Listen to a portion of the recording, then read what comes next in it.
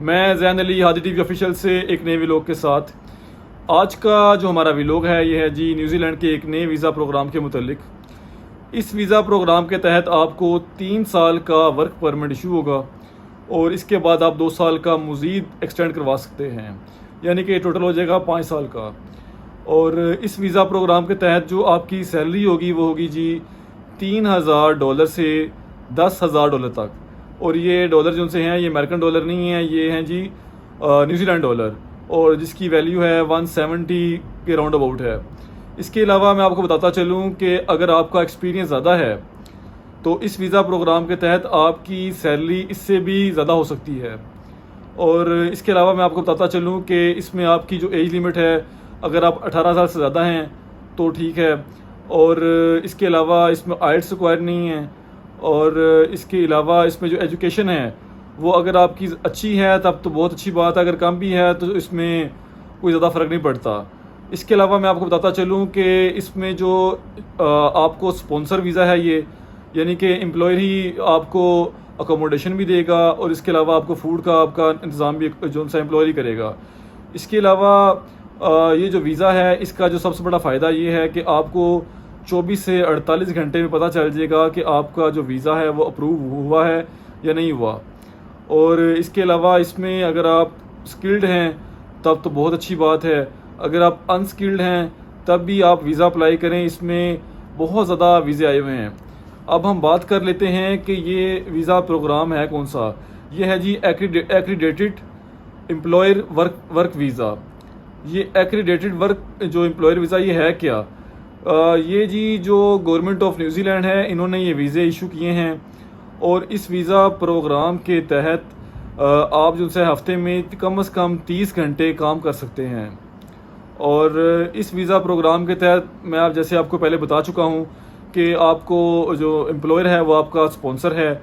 और इसके अलावा अगर मिसाल के तौर पर अगर आपका वीज़ा लग जाता है और आप वहाँ पहुँच जाते हैं, यानी न्यूजीलैंड में आप पहुँच जाते हैं, तो 2 साल के अंदर आप परमानेंट जो रेजिडेंस है उसके लिए अप्लाई कर सकते हैं, और बल्कि आपकी फैमिली भी इसके लिए अप्लाई कर सकती है।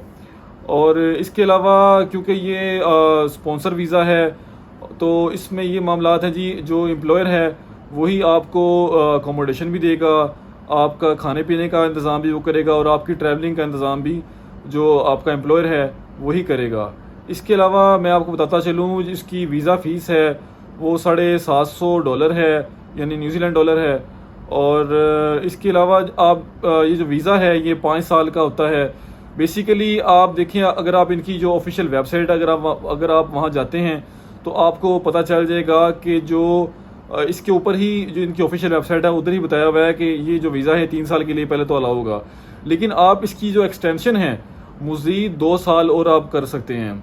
लेकिन आप ये देखें, जब आपको 3 साल का वीज़ा लग जाएगा तो आप 2 साल के अंदर अंदर तो आप जो परमानेंट रेजिडेंस है उसके लिए अप्लाई कर देंगे और आपकी जो पीआर भी आ जाएगी तो आप वहाँ पर मुसलसल रह सकते हैं और जो अपनी अगली ज़िंदगी है वो आप न्यूजीलैंड में गुजार सकते हैं। इसके अलावा इस वीज़े के तहत जो आपकी जो पर आवर जो लेबर है जो वो है जी $29.66 न्यूजीलैंड डॉलर।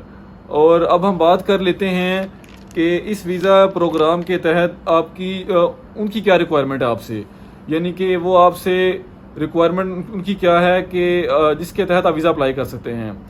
अगर हम बात करें पासपोर्ट की तो आपका कम से कम 6 महीने पुराना, कम से कम 6 महीने की डेट हो पासपोर्ट की। इसके अलावा जी पुलिस सर्टिफिकेट आपका होना चाहिए, वो आपने देना है, वो जो पुलिस सर्टिफिकेट है वो आपने उनको देना है। इसके अलावा मेडिकल इशू आपको नहीं होना चाहिए किसी भी किस्म का।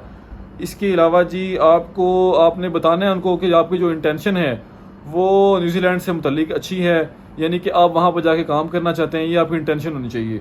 इसके अलावा आपका जो एम्प्लॉयर है उससे कम से कम आपका जो कॉन्ट्रैक्ट होना चाहिए वो $29.66 होना चाहिए।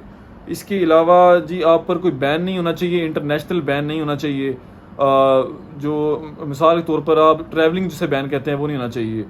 और इसके अलावा जी आपने जो आपका एम्प्लॉयर है उसको आपने ये बात बतानी है कि आपका जो अकोमोडेशन है वो भी आप कर सकते हैं, और इसके अलावा जो आपकी ट्रैवलिंग टिकट है वो भी आप अफोर्ड कर सकते हैं। और इसके अलावा जी फॉर्मेट जो सीवी का वो कैसा होना चाहिए। देखिए जी, बाज़ जो हमारे इंडियन पाकिस्तानी लोग हैं वो वीज़े अप्लाई करते हैं और उनको जवाब ही नहीं आता। उसकी रीज़न क्या है? उसकी रीज़न ये है कि ये वीज़े अप्लाई कर देते हैं और जो उनका फॉर्मेट होता है सीवी का या कवर लेटर होता है वो पाकिस्तानी या इंडियंस उसके मुताबिक अप्लाई करते हैं, जिस तरह पाकिस्तान में अप्लाई कर रहे हैं, इंडिया में अप्लाई कर रहे हैं। हमें अप्लाई करना चाहिए जो आप मिसाल के तौर पर आप न्यूजीलैंड में अप्लाई कर रहे हैं तो आप न्यूजीलैंड के फॉर्मेट को कॉपी करें, जो उनका फॉर्मेट है। अगर आप उसके मुताबिक वीज़ा अप्लाई करेंगे तो आपका जो वीज़ा है आसानी से अप्रूव हो जाएगा। वरना तो वो आपके जो आप सीवी अप्लाई आप करते हैं उसको वो देखते भी नहीं हैं, वो साइड पर कर देते हैं। तो बेहतर तो ये आप किसी भी फील्ड में अप्लाई करें, आप उसके जो न्यूजीलैंड का फॉर्मेट है उसी के मुताबिक अप्लाई करें। इसके अलावा अगर हम बात करें कि वो कौन सी ऐसी वेबसाइट्स हैं जिस पर आप वीज़ा अप्लाई कर सकते हैं, इसमें जी पहले तो है जी seek.com, seek.nz, इसके अलावा जी nz.jora.com, इसके अलावा trademe.co.nz, इसके अलावा लिंक्डइन और इंडीड है जी, इसके अलावा गूगल जॉब और ग्लासडोर इसमें बहुत हैं। मैं न्यूजीलैंड में इसमें काफ़ी ज़्यादा जॉब्स आती हैं। न्यूजीलैंड की जो गवर्नमेंट है या वहाँ के जो एम्प्लॉयर्स हैं वो इसमें काफ़ी ज़्यादा जॉब्स देते हैं। इसके अलावा अगर हम बात करें कि जॉब्स वो कौन कौन सी हैं जिसमें आप अप्लाई कर सकते हैं, तो क्योंकि मैंने आपको बताया इसमें एज लिमिट 18 साल से ऊपर है तो अप्लाई कर सकते हैं। और इसके अलावा एजुकेशन का कोई ख़ास मसला नहीं है, आइल्स का कोई ख़ास मसला नहीं है, आपने की हो या ना की हो। तो हम बात कर लेते हैं क्विक जॉब्स कौन कौन सी हैं। इसमें जी फ्रूट पिकर है, इसके अलावा जी पोल्ट्री फार्म से मुतल्लिक इसमें जॉब्स काफ़ी हैं। इसके अलावा डिलीवरी ड्राइवर है, टीचर है और कंस्ट्रक्शन के काम में बहुत ज़्यादा जॉब्स हैं। कंस्ट्रक्शन में जी tile fitter, tile cutter, plumber, welder, furniture assembler और इलेक्ट्रिशियन की भी जॉब है। और जी इसके अलावा इसमें बहुत ज़्यादा जॉब्स हैं जिनके बारे में अगर मैं बताना शुरू करूं तो शायद मेरा सारा का सारा टाइम यहीं पर गुजर जाए। तो बेहतर तो ये है कि आप ये एक अच्छा वीज़ा है, स्पेशली पाकिस्तानी, इंडियन, बंगाली और श्रीलंकन वगैरह या जो इस खिते से बिलोंग करते हैं उन लोगों के लिए ये एक बड़ी ही अच्छी अपॉर्चुनिटी है। मेरा ख्याल है अगर हम इस वीज़े के लिए अप्लाई करें और बाकायदा अच्छे तरीके से अप्लाई करें, अच्छी सीवी बनाकर और कवर लेटर के साथ और उनके फॉर्मेट के मुताबिक अगर हम अप्लाई करें तो उम्मीद है कि आप इजीली ये वीज़ा हासिल कर सकते हैं। इसके अलावा मैं आपको बताता चलूँ जो इसकी फ़ीस है, जो इसकी वीज़ा फ़ीस है वो है जी $750 जो सी है न्यूजीलैंड डॉलर है। और फ़ीस भी इतनी ज़्यादा नहीं है क्योंकि अगर आप पाकिस्तानी फ़ीस के देखें, पाकिस्तानी करेंसी के लिहाज से देखें तो ये कोई लाख सवा लाख बनती है।